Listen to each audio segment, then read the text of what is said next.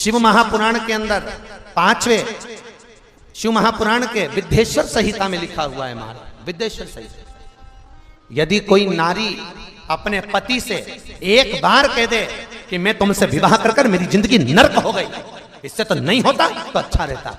जो नारी अपने पति के साथ झगड़ा करते समय इस संबोधन को बोल देती है, वो नारी 1000 बार करवा चौथ का व्रत कर ले, सोमवार का व्रत कर ले, एकादशी का व्रत कर ले, उस नारी का सात्वित्व कभी नहीं रहता, उसका सात्वित्व भंग हो जाता। केवल एक संबोधन करबोध पर 33 कौटी देवताओं की धर्म पत्नियां भी तो 33 कौटी होंगी। अरे बोलो तो सही, इंद्र की इंद्राणी, ब्रह्मा की ब्रह्माणी, भगवान विष्णु की लक्ष्मी, शंकर की पार्वती, 33 कौटी देवता की धर्म पत्नियां भी 33 कौटी हैं, पर 33 कौटी देवताओं की धर्म पत्नियों का व्रत पृथ्वी पर नहीं होता। अगर पृथ्वी पर आज भी किसी का व्रत होगा तो माता पार्वती का होगा। कभी लक्ष्मी जी का व्रत होता है क्या? अरे बोलो तो, ये दिवाली पे तुम लक्ष्मी जी का व्रत कर लेती हो, ये तुम्हारे हिसाब से करती हो, शास्त्र प्रमाणित व्रत नहीं है ये, कि कहीं लिखा हो शास्त्र में, किसी पुराण में नहीं लिखा कि दिवाली का व्रत करो। दिवाली पे तो राम जी आए थे, खूब लड्डू बटे थे, इसलिए हमारे यहाँ शास्त्र कहता है डट के चरो, खूब खाओ, व्रत भले ना। तो वो तुम भूखी रहे हो लक्ष्मी जी को बुलाने के लिए, वो तुम्हारा मन है, तुम्हारी सोच है। कई कई माताओं की आदत रहती है, मैं तो शाम को खाऊंगी, आज मेरा दीपावली का व्रत है, खाओ, 4-6 दिन मत खाओ तुम, तो उसमें क्या जाए।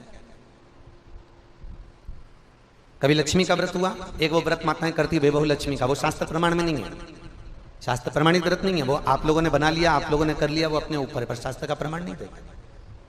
लक्ष्मी व्रत, ब्रह्माणी का कोई व्रत है, सरस्वती का, सरस्वती का भी कोई व्रत नहीं, ब्रह्माणी का भी कोई व्रत नहीं है। केवल अगर इंद्राणी का कोई व्रत है नहीं, अगर व्रत मिलेगा तो केवल एक माता पार्वती का मिलेगा। क्यों? क्योंकि माता पार्वती कभी अपने प्रभु से, कभी अपने स्वामी से ऊंची आवाज में बात नहीं करी, कभी नहीं बोली। माता ने कभी भी ऊंची आवाज में अपने पति से बात नहीं करी। लक्ष्मी ने जरूर एक बार भगवान विष्णु से कहा था, एक बार भगवान विष्णु लक्ष्मी को देखे और लक्ष्मी श्रृंगार कर रही थी, देखकर भगवान नारायण को हंसी आ गई, हंसकर भगवान विष्णु जैसे खड़े हुए, इतने में लक्ष्मी ने कहा, वाह नारायण वाह, आप अपनी पत्नी को देखकर घोड़े जैसे हंस रहे हो, मैं आपको श्राप देती हूं नारायण, आप मुझ पर हंसे हो, आपका ये मुख कट जाए और तुम्हें घोड़े का मुंह लग जाए। लक्ष्मी ने नारायण को श्राप दिया था, तो भगवान विष्णु का हयग्रीव अवतार हुआ था, हयग्रीवा को मारने के लिए भगवान का शीश कट गया था, तो घोड़े का मुंह लगाया था। काय का मुंह लगाया? घोड़े का। लक्ष्मी ने नारायण को श्राप दिया। एक बार जब पुष्कर राज में ब्रह्मा जी यज्ञ करने के लिए बैठ रहे थे, ब्राह्मणों ने कहा जल्दी करो, ब्रह्माणी को बुलाओ, मुहूर्त निकल रहा है, बुलाओ ब्रह्माणी को। अब ब्रह्माणी तो तैयार होने में लगी, आई नहीं, ब्रह्माणी को बुलाया जाए, आती नहीं ब्रह्माणी, बस आ रही हूं तैयार होके चलो। होता है पति बेचारा गाड़ी में बैठ के हारन बजाता रहे, पत्नी बेचारी अपना रुमाली ढूंढती रह जाए, होता है।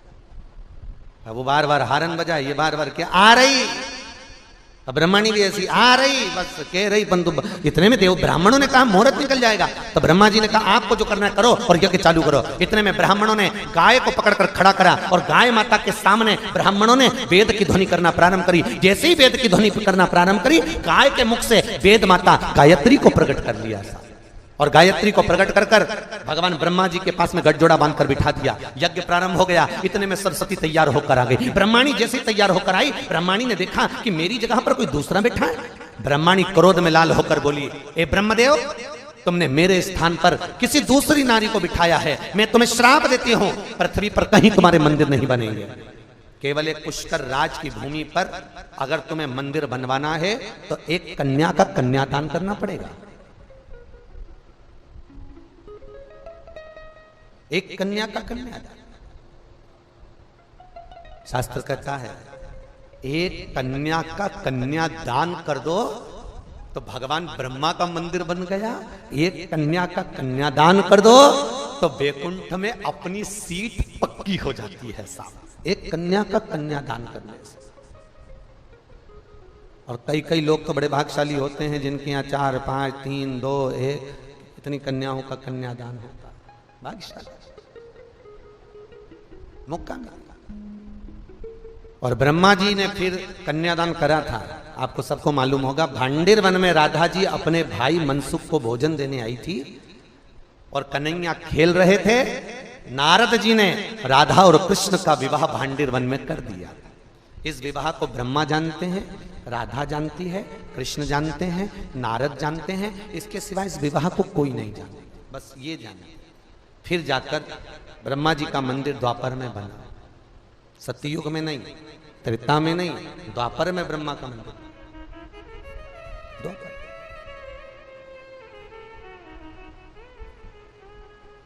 द्वापर मंदिर। ब्रह्माणी ने ब्रह्मा को श्राप दिया था, नारायणी लक्ष्मी ने भगवान विष्णु को श्राप दिया था, इंद्राणी ने इंद्र को श्राप दिया था, पर माता पार्वती ने कभी भगवान शंकर से ऊंची आवाज में बात नहीं करी थी। इसलिए आज भी माताएं सब जो व्रत करती हैं वो पार्वती के। छठ का व्रत पार्वती का, तीज का व्रत पार्वती का, चतुर्थी का व्रत पार्वती का, जितने व्रत माताएं करेंगी सारे व्रत माता पार्वती के, कोई देवी देवता के नहीं। बस निवेदन आपसे भी है, व्रत आपके भी चालू हो सकते हैं अगर तुम अपने पति से ऊंची आवाज में बात नहीं करो तो व्रत तो चालू। तो जब भी बोलती है ऐसी गरज के बोलती राम। एक पति की पत्नी मर गई, पति अंतिम संस्कार करने गया था और अंतिम संस्कार कर कर वापिस आ रहे थे। आते से ही बहुत धड़ाके से बिजली कड़की। जैसी बिजली कड़की पति नीचे झुका, जमीन पे प्रणाम करा, प्रणाम करके तुरंत कहा पहुंच गई। तो जितने लोग अंतिम संस्कार करके आ रहे थे उन्होंने कहा तुझे कैसे मालूम कि पहुंच गई? नहीं, नीचे भी गरजती थी, ऊपर जाते से ही गरजी है, समझ लो पहुंच गई, सही जगह पहुंच गई, स्थान मिल गया।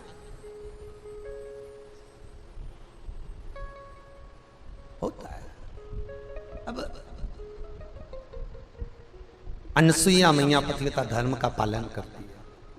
अनसुईया मैया पतिव्रता धर्म का पालन करती है, पति को परमेश्वर मानती है, पति के चरणों को नमन करती है, पति के चरणारविंद का स्मरण करती है, पति के चरणों को नित्य पति प्रणाम करती है। आप में से कितनी माताएं जो अपने पति को रोज प्रणाम करती है? जरा हाथ उठा ले।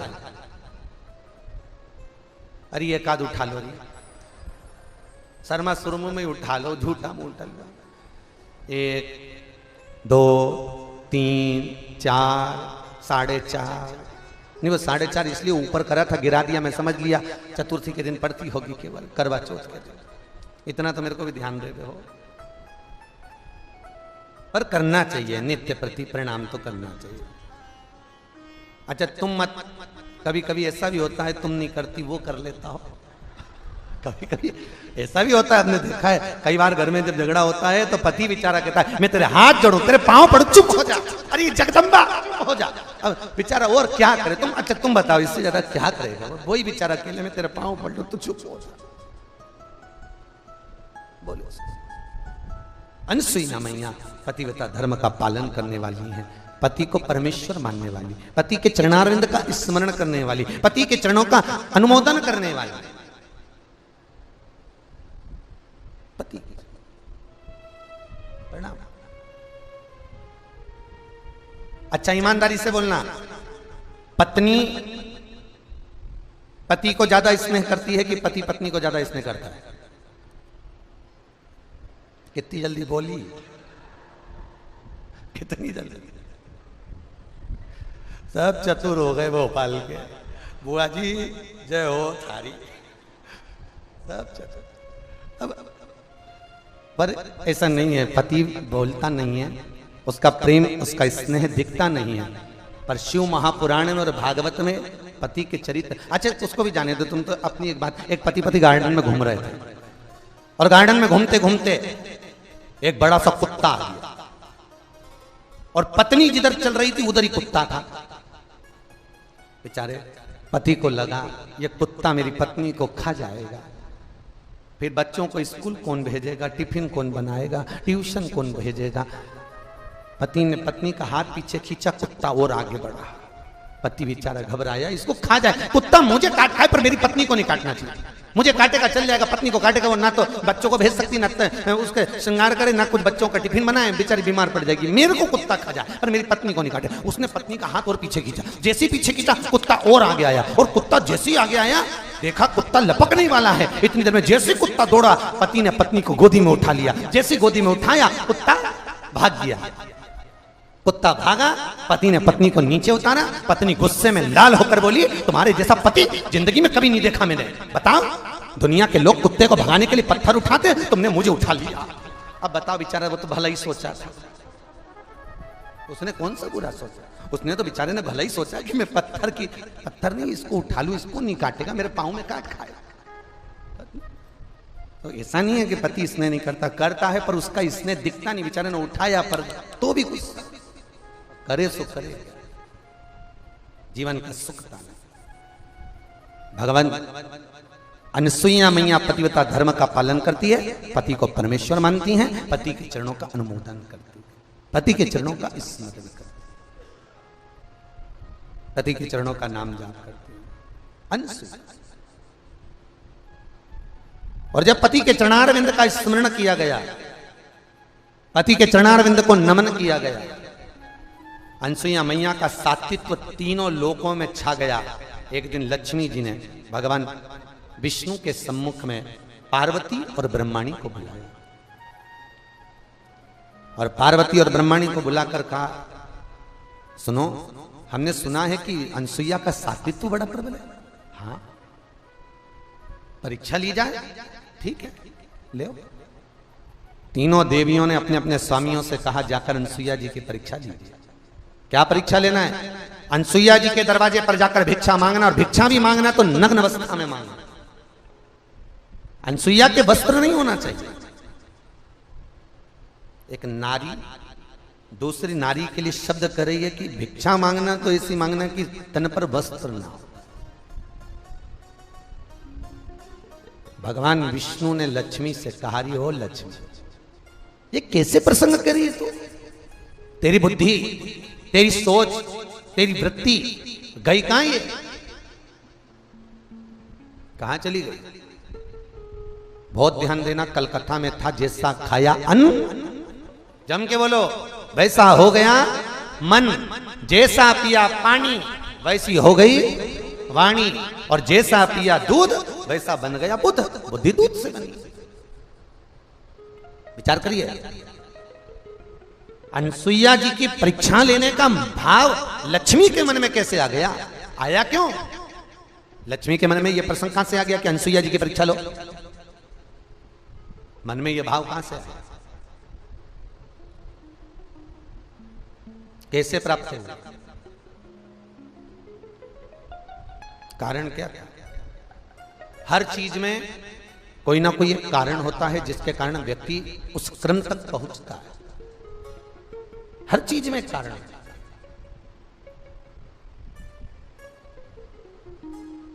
अब एक बार की बात है, माता लक्ष्मी इंद्राणी के घर गई थी।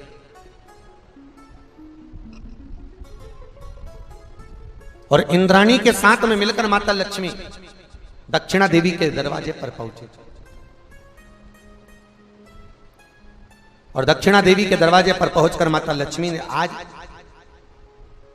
बहुत तेज भूख लगने पर दक्षिणा को 3 बार कहा, दक्षिणा मुझको भोजन चाहिए, भूख लग रही है। दक्षिणा न लाई।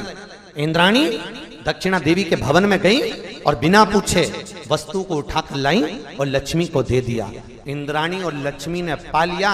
दक्षिणा देवी आकर देखी कि मेरे भीतर भवन में जो रखा था ये दोनों पा रही हैं, कोई बात नहीं, पर दोष तो है ना किसी के यहाँ रखी। आपको पहले भी कथा में कहा, ये चोर तत्व तो कहलाएगा। भागवत जी में 5 तरह के चोर कहें। कितने? जम के बोलो जरा। 5। पहले नंबर का चोर जो किसी की वस्तु को बिना पूछे उठा। ठीक है, बोलते तो जाओ, हुंकारा भरते जाओ। ठीक है, भागवत जी में लिखा। पहले नंबर का चोर जो किसी की वस्तु को बिना पूछे उठाए, वो भी चोर कहलाता है। दूसरे नंबर का चोर किसी के घर में बिना पूछे चले जाए, वो भी चोर कहलाता है। तीसरे नंबर का चोर जो भगवान को दिए बिना पहले खुद खा जाता है, वो भी चोर कहलाता है। चौथे नंबर का चोर किसी की रखी हुई वस्तु को ठोकर मारकर चले जाए वो भी चोर कहलाता है। 5वें नंबर का चोर बाजार गया, गजक खरीदी, आइसक्रीम खरीदी, टॉफी खरीदी, जेब में भरी, अपनी पत्नी के कमरे में जाकर चुपचाप दोनों धनी लुकाई खा गए और बूढ़े माँ बाप को नहीं दिया, वो भी चोर कहलाता। वो भी चोर कहलाता जो अपने माता पिता को दिए बिना खा ले। शास्त्र कथा है, भागवत वर्णन करती है, अगर एक पुड़िया अपनी पत्नी के लिए लेकर आया था, 10 रुपए की गजक अपनी पत्नी के लिए लेकर आया था, तो 10 रुपए की पुड़िया अपनी बूढ़ी माँ के लिए, बूढ़े बाप के लिए बंधवा कर लाता तो चोर नहीं कहलाता। पर जो माता पिता को दिए बिना अपने कमरे में बैठकर चुपचाप खा जाए और बूढ़े माँ बाप को ना दे, वो भी चोर कहलाता है। मुझे उम्मीद है भोपाल के लोग ऐसे नहीं होंगे।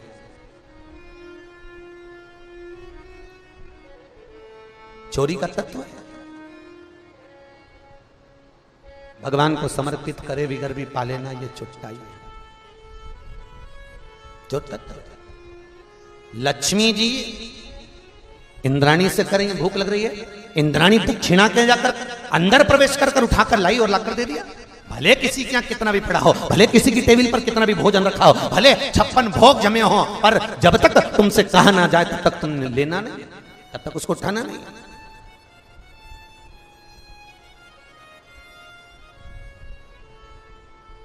उसको स्वीकृत नहीं किया। कई लोग मंदिर में पंडित जी नहीं रहते तो पंचपातर उठा के अपने ही हाथ से चरणामत ले लेंगे, अपने हाथ से तुलसी दल ले लेंगे, खा के चले जाते हैं और इतने बड़े धर्मात्मा बनेंगे, बढ़िया चकाचक टंगा पाटी पाट पड़ा के सिर पे पल्लू मल्लू लेके, और सब पंडित जी नहीं है, इनने ही सब ले लिया, ले लुआ के चल दिए। ईमानदारी से बोलो, हो कि नहीं चोटते? अरे बोलो तो सरी, चोर हो कि नहीं? आज्ञा ली तुमने?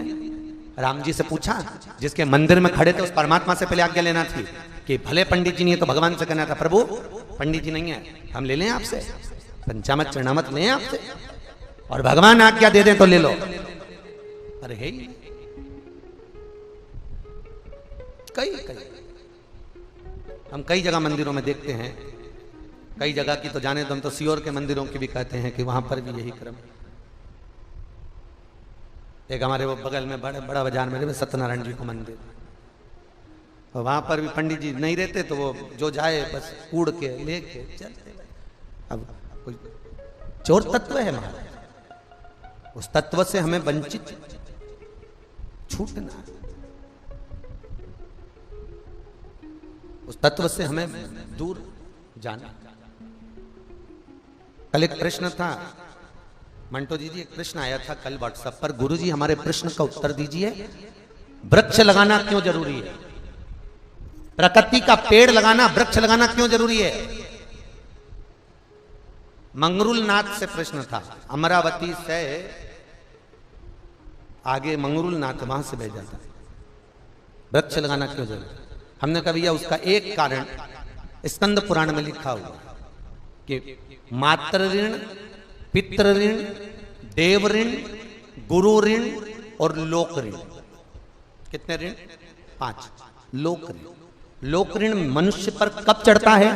जब उसका अंतिम संस्कार होता है।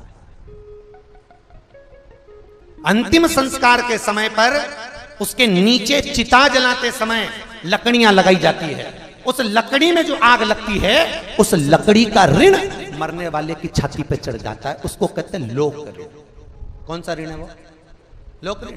गरुड़ पुराण के 5वें अंश में भी लिखा हुआ है, मातृ ऋण चुकाना सरल है, पितृ ऋण चुकाना सरल है, गुरु ऋण चुकाना सरल है, आदि जितने ऋण हैं चुका सकते हो, पर लोक ऋण कब चुकेगा? तो भगवान कहता है इसको लोक ऋण चुकाने के लिए एक बार फिर जन्म दिया जाए, और ये पृथ्वी पर जब जन्म लेगा एक वृक्ष लगाएगा, वृक्ष लगाएगा तब जाकर इसका जो चिता के समय जला हुआ जो ऋण था तब चूकेगा। उस लोक ऋण को चुकाने के लिए पुनः जन्म मिलता है कि एक वृक्ष लगाओ, मरने से पहले एक पेड़ लगाकर जाना, जिससे हम उस ऋण से चूक जाए, उस ऋण से हम वंचित हो जाए। बोलो, उस ऋण से हम दूर हो जाए। आप में से किसी ने लगाए कि नहीं लगाए? लगाए, सबने लगाना चाहिए। एक वृक्ष अवश्य लगा कि हम मरेंगे और मरने पर किसी का ऋण लेकर नहीं जाना, मरने पर किसी को छाती पर बिठा कर नहीं जाना, उस ऋण से चूक कर जाना है, उस ऋण से वंचित होकर जाना। वो लोग तो पर दुनिया के लोग बस ये 2-4 ऋण बता देते, माता ऋण, पिता ऋण, गुरु ऋण, पर ये कभी नहीं बोलते कि प्रकृति का भी ऋण हमारे ऊपर लगा हुआ, उसको भी ध्यान दो। और वो ऋण हो, वो लोग करें, वो ऋण हमारे जीवन का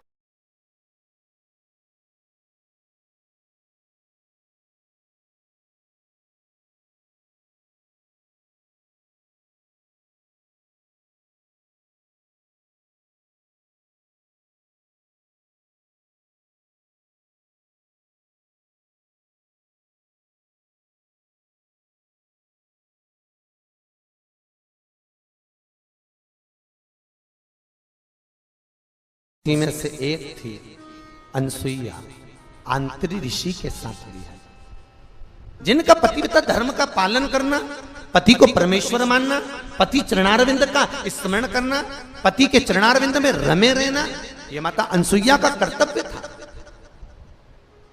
शिव महापुराण के अंदर 5वें शिव महापुराण के विद्येश्वर संहिता में लिखा हुआ है, महाराज विद्येश्वर संहिता, यदि कोई नारी अपने पति से एक बार कह दे कि मैं तुमसे विवाह कर कर मेरी जिंदगी नर्क हो गई, इससे तो नहीं होता तो अच्छा रहता। जो नारी अपने पति के साथ झगड़ा करते समय इस संबोधन को बोल देती है, वो नारी 1000 बार करवा चौथ का व्रत कर ले, सोमवार का व्रत कर ले, एकादशी का व्रत कर ले, उस नारी का सात्वित्व कभी नहीं रहता, उसका सात्वित्व भंग हो जाता है। केवल एक संबोधन कर बोध पर 33 कौटी देवताओं की धर्म पत्नियां भी तो 33 कौटी होंगी। अरे बोलो तो सही, इंद्र की इंद्राणी, ब्रह्मा की ब्रह्माणी, भगवान विष्णु की लक्ष्मी, शंकर की पार्वती, 33 कौटी देवता की धर्म पत्नियां भी 33 कौटी हैं, पर 33 कौटी देवताओं की धर्म पत्नियों का व्रत पृथ्वी पर नहीं होता। अगर पृथ्वी पर आज भी किसी का व्रत होगा तो माता पार्वती का होगा। कभी लक्ष्मी जी का व्रत होता है क्या? अरे बोलो तो, ये दिवाली पे तुम लक्ष्मी जी का व्रत कर लेती हो, ये तुम्हारे हिसाब से करती हो, शास्त्र प्रमाणित व्रत नहीं है ये, कि कहीं लिखा हो शास्त्र में, किसी पुराण में नहीं लिखा कि दिवाली का व्रत करो। दिवाली पे तो राम जी आए थे, खूब लड्डू बटे थे, इसलिए हमारे यहाँ शास्त्र कहता डट के चरो, खूब खाओ, व्रत भले ना। तो वो तुम भूखी रहे हो लक्ष्मी जी को बुलाने के लिए, वो तुम्हारा मन है, तुम्हारी सोच है। कई कई माताओं की आदत रहती है, मैं तो शाम को खाऊंगी, आज मेरा दीपावली का व्रत है, खाओ, 4-6 दिन मत खाओ तुम, तो उसमें क्या जाए। कभी लक्ष्मी का व्रत हुआ, एक वो व्रत माताएं करती है बेबहू लक्ष्मी का, वो शास्त्र प्रमाण में नहीं है, शास्त्र प्रमाणित व्रत नहीं है, वो आप लोगों ने बना लिया, आप लोगों ने कर लिया, वो अपने ऊपर है, पर शास्त्र का प्रमाण नहीं देता। लक्ष्मी व्रत, ब्रह्माणी का कोई व्रत है, सरस्वती का, सरस्वती का भी कोई व्रत नहीं, ब्रह्माणी का भी कोई व्रत नहीं है। केवल अगर इंद्राणी का कोई व्रत है, नहीं, अगर व्रत मिलेगा तो केवल एक माता पार्वती का मिलेगा। क्यों? क्योंकि माता पार्वती कभी अपने प्रभु से, कभी अपने स्वामी से ऊंची आवाज में बात नहीं करी, कभी नहीं बोली। माता ने कभी भी ऊंची आवाज में अपने पति से बात नहीं करी। लक्ष्मी ने जरूर एक बार भगवान विष्णु से कहा था, एक बार भगवान विष्णु लक्ष्मी को देखे और लक्ष्मी श्रृंगार कर रही थी, देखकर भगवान नारायण को हंसी आ गई। हंसकर भगवान विष्णु जैसे खड़े हुए, इतने में लक्ष्मी ने कहा, वाह नारायण वाह, आप अपनी पत्नी को देखकर घोड़े जैसे हंस रहे हो, मैं आपको श्राप देती हूं नारायण, आप मुझ पर हंसे हो, आपका ये मुख कट जाए और तुम्हें घोड़े का मुंह लग जाए। लक्ष्मी ने नारायण को श्राप दिया था, तो भगवान विष्णु का हयग्रीव अवतार हुआ था, हयग्रीवा को मारने के लिए भगवान का शीश कट गया था, तो घोड़े का मुंह लगाया था। काय का मुंह लगाया? घोड़े का। लक्ष्मी ने नारायण को श्राप दिया। एक बार जब पुष्कर राज में ब्रह्मा जी यज्ञ करने के लिए बैठ रहे थे, ब्राह्मणों ने कहा जल्दी करो, ब्रह्माणी को बुलाओ, मुहूर्त निकल रहा है, बुलाओ ब्रह्माणी को। अब ब्रह्माणी तो तैयार होने में लगी, आई नहीं, ब्रह्माणी को बुलाया जाए, आती नहीं ब्रह्माणी, बस आ रही हूं तैयार होके चलो। होता है पति बेचारा गाड़ी में बैठ के हारन बजाता रहे, पत्नी बेचारी अपना रुमाली ढूंढती रह जाए, होता है। वो बार बार हारन बजाए, ये बार बार क्या आ रही, अब ब्रह्मणी भी ऐसी आ रही, बस कह रही बंधु। इतने में देव ब्राह्मणों ने कहा मुहूर्त निकल जाएगा, तो ब्रह्मा जी ने कहा आपको जो करना है करो और यज्ञ चालू करो। इतने में ब्राह्मणों ने गाय को पकड़कर खड़ा करा और गाय माता के सामने ब्राह्मणों ने वेद की ध्वनि करना प्रारंभ करी। जैसे ही वेद की ध्वनि करना प्रारंभ करी, गाय के मुख से वेद माता गायत्री को प्रकट कर लिया और गायत्री को प्रकट कर कर भगवान ब्रह्मा जी के पास में गठजोड़ा बांधकर बिठा दिया। यज्ञ प्रारंभ हो गया। इतने में सरस्वती तैयार होकर आ गई। ब्रह्माणी जैसे तैयार होकर आई, ब्रह्माणी ने देखा कि मेरी जगह पर कोई दूसरा बैठा है। ब्रह्माणी क्रोध में लाल होकर बोली, ए ब्रह्मदेव, तुमने मेरे स्थान पर किसी दूसरी नारी को बिठाया है, मैं तुम्हें श्राप देती हूं, पृथ्वी पर कहीं तुम्हारे मंदिर नहीं बनेंगे। केवल एक पुष्कर राज की भूमि पर अगर तुम्हें मंदिर बनवाना है तो एक कन्या का कन्यादान करना पड़ेगा।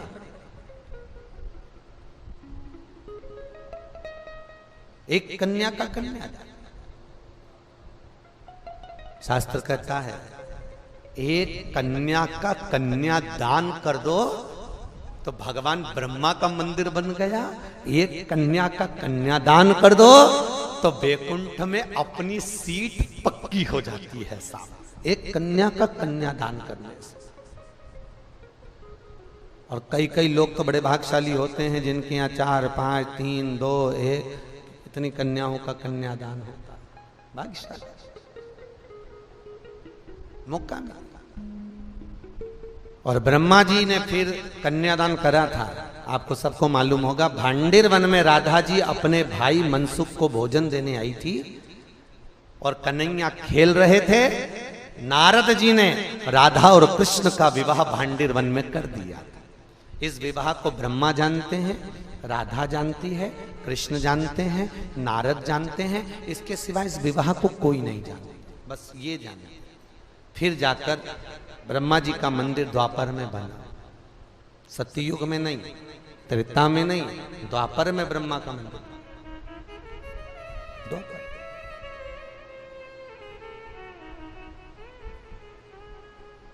द्वापर मंदिर।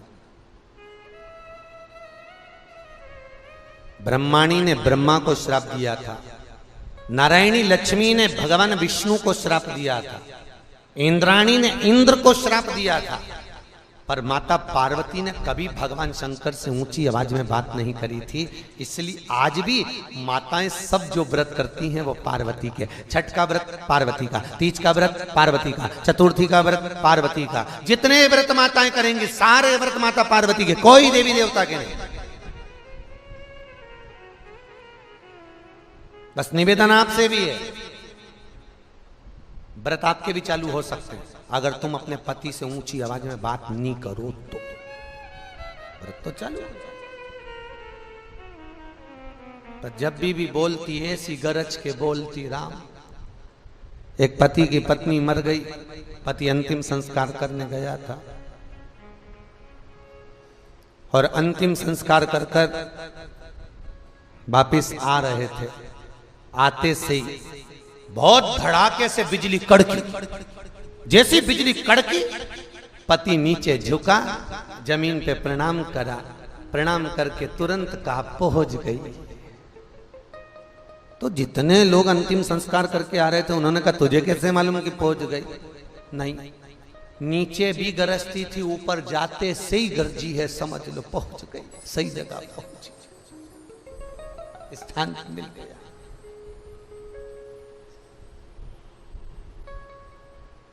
होता है। अब अनसुईया मैया पतिव्रता धर्म का पालन करती है।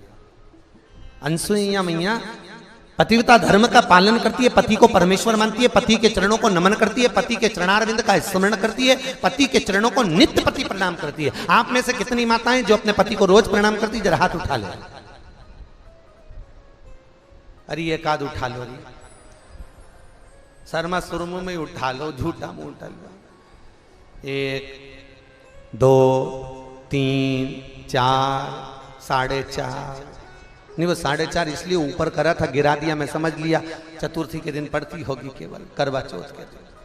इतना तो मेरे को भी ध्यान दे रहे हो। पर करना चाहिए, नित्य प्रति प्रणाम तो करना चाहिए।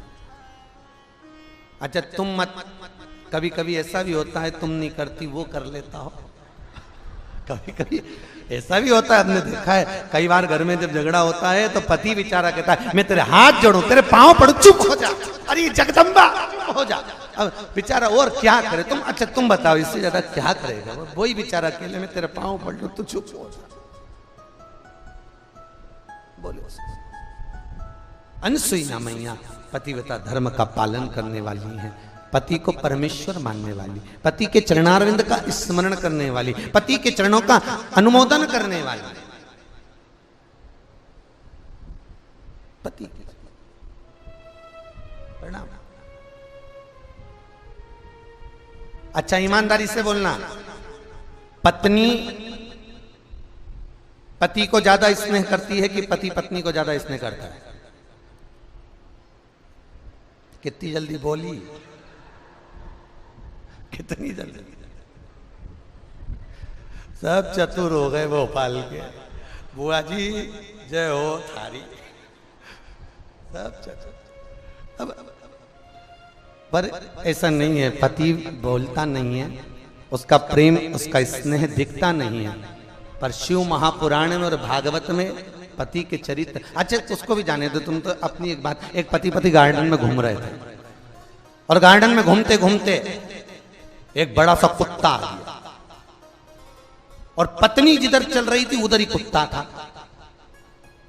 बेचारे पति को लगा ये कुत्ता मेरी पत्नी को खा जाएगा, फिर बच्चों को स्कूल कौन भेजेगा, टिफिन कौन बनाएगा, ट्यूशन कौन भेजेगा। पति ने पत्नी का हाथ पीछे खींचा, कुत्ता और आगे बढ़ा, पति बेचारा घबराया इसको खा जाए, कुत्ता मुझे काट खाए पर मेरी पत्नी को नहीं काटना चाहिए, मुझे काटेगा चल जाएगा, पत्नी को काटेगा वो, ना तो बच्चों को भेज सकती, ना तो उसके श्रृंगार करे, ना कुछ बच्चों का टिफिन बनाए, बेचारी बीमार पड़ जाएगी, मेरे को कुत्ता खा जाए पर मेरी पत्नी को नहीं काटे। उसने पत्नी का हाथ और पीछे खींचा, जैसे ही पीछे खींचा कुत्ता और आगे आया, और कुत्ता जैसे ही आगे आया देखा कुत्ता लपकने वाला है, इतनी देर में जैसे कुत्ता दौड़ा पति ने पत्नी को गोदी में उठा लिया, जैसे गोदी में उठाया कुत्ता भाग गया। कुत्ता भागा, पति ने पत्नी को नीचे उतारा, पत्नी गुस्से में लाल होकर बोली तुम्हारे जैसा पति जिंदगी में कभी नहीं देखा मैंने, बताओ दुनिया के लोग कुत्ते को भगाने के लिए पत्थर उठाते, तुमने मुझे उठा लिया। अब बताओ बेचारा वो तो भला ही सोचा था, उसने कौन सा बुरा सोचा, उसने तो बेचारे ने भला ही सोचा कि मैं पत्थर नहीं इसको उठा लूं, इसको नहीं काटेगा, मेरे पाँव में काट खाएगा। तो ऐसा नहीं है कि पति स्नेह नहीं करता, करता है पर उसका स्नेह दिखता नहीं, बेचारे ने उठाया पर तो भी कुछ करे सो करे, जीवन का सुख पाना। भगवान अनसुईया मैया पतिव्रता धर्म का पालन करती है, पति को परमेश्वर मानती हैं, पति के चरणों का अनुमोदन करती है, पति के चरणों का स्मरण करती है, पति के चरणों का नाम जाप करती है अनसुईया।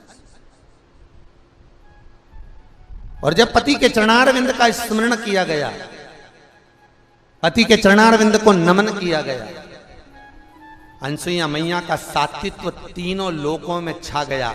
एक दिन लक्ष्मी जी ने भगवान विष्णु के सम्मुख में पार्वती और ब्रह्माणी को बुलाया,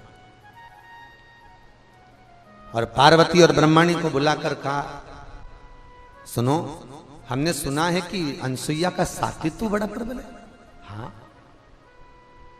परीक्षा ली जाए, ठीक है ले।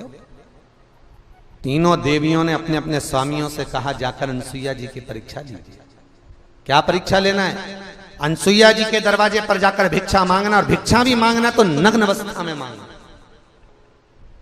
अनसुईया के वस्त्र नहीं होना चाहिए। एक नारी दूसरी नारी के लिए शब्द कर रही है कि भिक्षा मांगना तो ऐसी मांगना कि तन पर वस्त्र ना हो। भगवान विष्णु ने लक्ष्मी से कहा, रही हो लक्ष्मी, ये कैसे प्रसंग करी है तू? तेरी बुद्धि, तेरी सोच, तेरी वृत्ति गई कहां? ये कहां चली गई?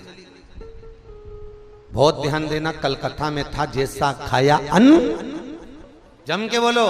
वैसा हो गया मन, जैसा पिया पानी वैसी हो गई वाणी, और जैसा पिया दूध वैसा बन गया बुद्ध। बुद्धि दूध से बनी।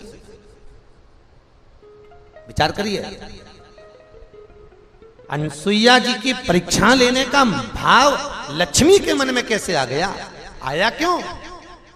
लक्ष्मी के मन में यह प्रसंग कहां से आ गया कि अनसुईया जी की परीक्षा लो? मन में यह भाव कहां से आया?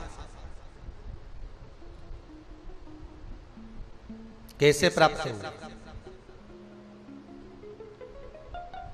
कारण क्या? हर चीज में कोई ना कोई एक कारण होता है जिसके कारण व्यक्ति उस क्रम तक पहुंचता है। हर चीज में एक कारण है।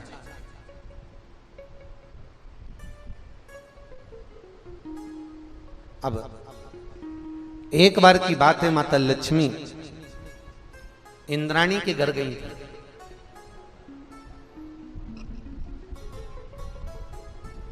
और इंद्राणी के साथ में मिलकर माता लक्ष्मी दक्षिणा देवी के दरवाजे पर पहुंचे। और दक्षिणा देवी के दरवाजे पर पहुंचकर माता लक्ष्मी ने आज बहुत तेज भूख लगने पर दक्षिणा को 3 बार कहा, दक्षिणा मुझको भोजन चाहिए, भूख लग रही है। दक्षिणा ना लाई। इंद्राणी दक्षिणा देवी के भवन में गई और बिना पूछे वस्तु को उठाकर लाई और लक्ष्मी को दे दिया। इंद्राणी और लक्ष्मी ने पा लिया। दक्षिणा देवी आकर देखी कि मेरे भीतर भवन में जो रखा था ये दोनों पा रही हैं, कोई बात नहीं, पर दोष तो है ना किसी की यहाँ रखी। आपको पहले भी कथा में कहा, ये चोर तत्व तो कहलाएगा। भागवत जी में 5 तरह के चोर कहे। कितने? जम के बोलो जरा। 5। पहले नंबर का चोर जो किसी की वस्तु को बिना पूछे उठा। ठीक है, बोलते तो जाओ, हुंकारा भरते जाओ। ठीक है, भागवत जी में लिखा। पहले नंबर का चोर जो किसी की वस्तु को बिना पूछे उठाए, वो भी चोर कहलाता है। दूसरे नंबर का चोर किसी के घर में बिना पूछे चले जाए, वो भी चोर कहलाता है। तीसरे नंबर का चोर जो भगवान को दिए बिना पहले खुद खा जाता है, वो भी चोर कहलाता है। चौथे नंबर का चोर किसी की रखी हुई वस्तु को ठोकर मारकर चले जाए, वो भी चोर कहलाता है। 5वें नंबर का चोर बाजार गया, गजक खरीदी, आइसक्रीम खरीदी, टॉफी खरीदी, जेब में भरी, अपनी पत्नी के कमरे में जाकर चुपचाप दोनों धनी लुगाई खा गए और बूढ़े माँ बाप को नहीं दिया, वो भी चोर कहलाता। वो भी चोर कहलाता जो अपने माता पिता को दिए बिना खा ले। शास्त्र कहता है, भागवत वर्णन करती है, अगर एक पुड़िया अपनी पत्नी के लिए लेकर आया था, 10 रुपए की गजक अपनी पत्नी के लिए लेकर आया था, तो 10 रुपए की पुड़िया अपनी बूढ़ी माँ के लिए, बूढ़े बाप के लिए बंधवा कर लाता, तो चोर नहीं कहलाता। पर जो माता पिता को दिए बिना अपने कमरे में बैठकर चुपचाप खा जाए और बूढ़े माँ बाप को ना दे, वो भी चोर कहलाता है। मुझे उम्मीद है भोपाल के लोग ऐसे नहीं होंगे।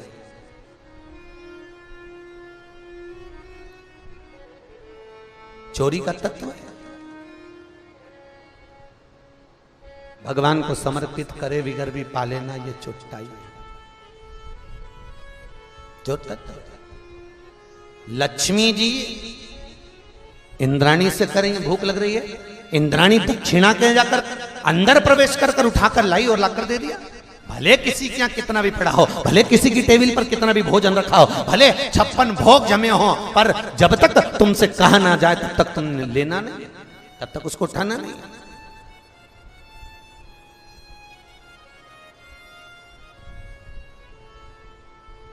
उसको स्वीकृत नहीं किया।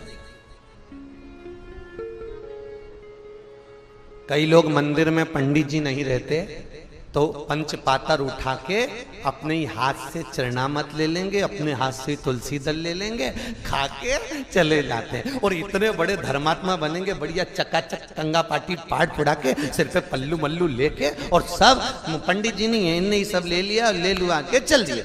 ईमानदारी से बोलो, हो कि नहीं चोटते? अरे बोलो तो सरी, चोर हो कि नहीं? आज्ञा ली तुमने? राम जी से पूछा, जिसके मंदिर में खड़े थे उस परमात्मा से पहले आज्ञा लेना थी कि भले पंडित जी नहीं है तो भगवान से कहना था, प्रभु पंडित जी नहीं है, हम ले लें आपसे, पंचामत चरणामत लें आपसे, और भगवान आज्ञा दे दें तो ले लो। अरे है ही कई हम कई जगह मंदिरों में देखते हैं, कई जगह की तो जाने तो हम तो सीहोर के मंदिरों की भी कहते हैं कि वहां पर भी यही क्रम। एक हमारे वो बगल में बड़ा बाजार में सत्यनारायण जी को मंदिर, और वहां पर भी पंडित जी नहीं रहते तो वो जो जाए बस कूड़ के लेके चलते। अब कोई चोर तत्व है महाराज, उस तत्व से हमें वंचित छूटना, उस तत्व से हमें दूर जाना। कल एक प्रश्न था, मंटो जी एक प्रश्न आया था कल व्हाट्सएप पर, गुरुजी हमारे प्रश्न का उत्तर दीजिए, वृक्ष लगाना क्यों जरूरी है? प्रकृति का पेड़ लगाना, वृक्ष लगाना क्यों जरूरी है? मंगरूल नाथ से प्रश्न था, अमरावती से आगे मंगरूल नाथ वहां से भेजा था, वृक्ष लगाना क्यों जरूरी? हमने कहा भैया उसका एक कारण स्कंद पुराण में लिखा हुआ कि मातृ ऋण, पितृ ऋण, देव ऋण, गुरु ऋण और लोक ऋण। कितने ऋण? 5। लोक ऋण, लोक ऋण मनुष्य पर कब चढ़ता है? जब उसका अंतिम संस्कार होता है। अंतिम संस्कार के समय पर उसके नीचे चिता जलाते समय लकड़ियां लगाई जाती है, उस लकड़ी में जो आग लगती है उस लकड़ी का ऋण मरने वाले की छाती पे चढ़ जाता है, उसको कहते हैं लोक ऋण। कौन सा ऋण है वो? लोक ऋण। गरुड़ पुराण के 5वें अंश में भी लिखा हुआ है, मातृ ऋण चुकाना सरल है, पितृ ऋण चुकाना सरल है, गुरु ऋण चुकाना सरल है, आदि जितने ऋण हैं चुका सकते हो, पर लोक ऋण कब चुकेगा? तो भगवान कहता है इसको लोक ऋण चुकाने के लिए एक बार फिर जन्म दिया जाए, और ये पृथ्वी पर जब जन्म लेगा एक वृक्ष लगाएगा, वृक्ष लगाएगा तब जाकर इसका जो चिता के समय जला हुआ जो ऋण था तब चूकेगा। उस लोक ऋण को चुकाने के लिए पुनः जन्म मिलता है कि एक वृक्ष लगाओ, मरने से पहले एक पेड़ लगाकर जाना, जिससे हम उस ऋण से चूक जाए, उस ऋण से हम वंचित हो जाए। वो लोक, उस ऋण से हम दूर हो जाए। परिता आप में से किसी ने लगाए कि नहीं लगाए? लगाएं, सबने लगाना चाहिए। एक वृक्ष अवश्य लगा कि हम मरेंगे और मरने पर किसी का ऋण लेकर नहीं जाना, मरने पर किसी को छाती पर बिठा कर नहीं जाना, उस ऋण से चूक कर जाना है, उस ऋण से वंचित होकर जाना। वो लोग ऋण, पर दुनिया के लोग बस ये 2-4 ऋण बता देते, माता ऋण, पिता ऋण, गुरु ऋण, पर ये कभी नहीं बोलते कि प्रकृति का भी ऋण हमारे ऊपर लगा हुआ है, उसको भी ध्यान दो। और वो ऋण हो, वो लोक ऋण, वो ऋण हमारे जीवन का